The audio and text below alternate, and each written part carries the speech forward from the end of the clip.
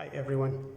This video is about 1999 BMW Z3 2.8 liter 6-cylinder automatic transmission.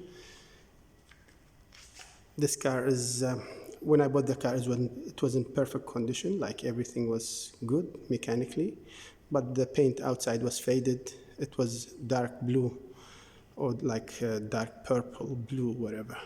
So I decided to change the color. I made my own design on the car. This is the look of the car now.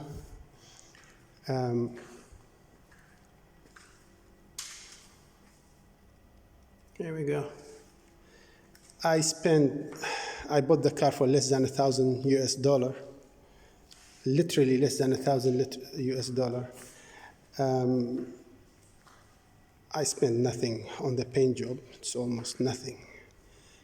Didn't cost me much. Let's say another $500 US. So I'm gonna redo the whole interior, everything. Mechanical wise, it's perfect. I'm just gonna need to do some AC work on the car. Here we go. You can drive a perfect Z3 1999 for less than $2,000. What a life. What a bargain.